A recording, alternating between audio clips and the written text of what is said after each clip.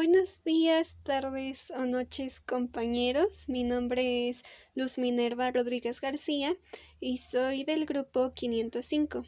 Hoy les vengo a hablar un poco sobre lo que es una tabla de distribución de frecuencias. Creo que todos ya sabemos que una tabla es un ordenamiento de filas contra columnas. Las columnas son las que están verticales y las filas son las que están horizontales. A la intersección de filas y columnas se les llama celdas.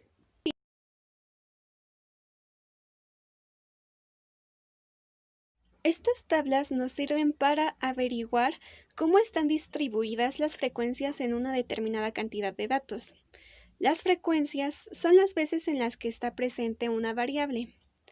Los datos que utilizaremos para llenar estas tablas nacerán de una problemática, el cual es un problema al que le buscamos una solución. Como ya hemos visto en anteriores ocasiones, muchas veces las poblaciones enteras son muy complicadas de estudiar, por lo cual elegiremos una muestra. Esta la identificaremos con la letra N minúscula. Antes de empezar a hacer nuestra tabla, debemos establecer una nomenclatura para nuestras variables. Una vez hecho esto, podemos proceder a contarlas para ver con qué frecuencia se repite cada una. Para facilitar mi explicación del tema, pondré un problema como ejemplo. En una floristería se venden esfertias, rosas, dalilas y flores de cerezo. ¿Cuál es la frecuencia de cada una de acuerdo a los datos mostrados en pantalla? Lo primero que tenemos que hacer es contar las variables para ver cuál es el tamaño de nuestra muestra. Como ven, en la pantalla hay 20 variables, por lo tanto, n es igual a 20. Si son observadores se podrán dar cuenta de que en nuestro problema la E representa a la esvertia, la R a las rosas, la D a las dalilas y la F a nuestras flores de cerezo. Si nos damos a la tarea de contarlas, sabremos que en nuestra muestra hay 7 esvertias, 4 rosas, 4 dalilas y 5 flores de cerezo, lo cual nos da igual al número de nuestra muestra, que es igual a 20. Sabiendo esto, podremos empezar a hacer nuestra tabla de distribución de frecuencias. A nuestra primer columna le llamaremos K, que significa clases. Aquí pondremos el número de clases que tenemos. Como vimos, hay 4 tipos de flores, entonces tenemos 4 tipos de clases. La segunda columna se verá representada por una X y una Y minúscula. Aquí pondremos las marcas que utilizamos para identificar a cada variable. La siguiente columna se representa con una F y una I minúscula, aunque hay autores que solo la llaman F. Lo importante aquí es saber que representa nuestra frecuencia absoluta, o sea, la cantidad de veces en las que se repite una variable. Sumaremos los números de la columna FI, los cuales deben ser igual a n, o sea, a nuestra muestra.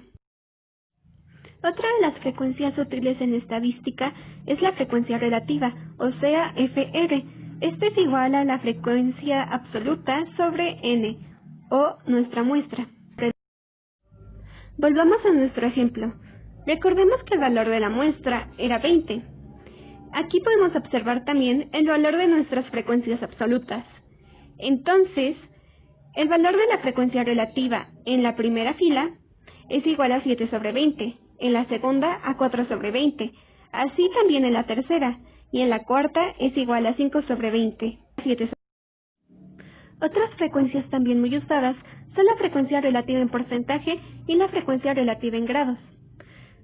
Para sacar la primera podemos hacer una regla de 3, en donde el valor de n es igual al 100% y el valor de fi es nuestra incógnita.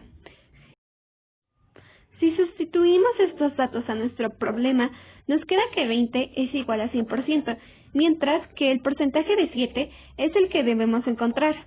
Claro, si tomamos en cuenta el valor de la frecuencia absoluta de nuestra primera fila. Podemos facilitarnos el proceso, ya que si recordamos, el valor de la frecuencia relativa era igual a frecuencia absoluta sobre n. Entonces, solo bastaría multiplicar este valor por 100. Como pueden ver, en el ejemplo que les planteé al principio, todos los porcentajes me salieron como números enteros. Sin embargo, esto no siempre va a ser así. Cuando te salgan números con puntos decimal, no puedes redondear los valores. Pero, para ver si tus respuestas son correctas, tienes que revisar que la variación sea muy pequeña, y no pueden salirte números mayores a 100. Respuestas. Por último, para sacar nuestra frecuencia relativa en grados, sabemos que 100% representan 360 grados. Entonces, en vez de hacer una regla de 3, como vimos en el punto anterior, podemos reducir el proceso multiplicando 360 por nuestras frecuencias relativas. Como vimos, recuerden revisar que la suma final de todas sus celdas, al menos en esta columna, les den 360 grados, o un número menor a este.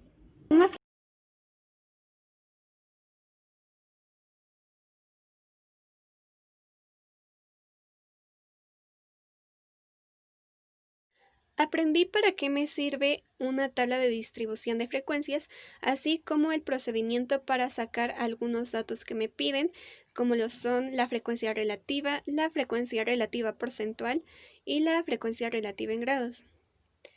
Y nada, espero que ustedes también lo hayan entendido, que me haya sabido explicar y que tengan una linda semana. Nos vemos.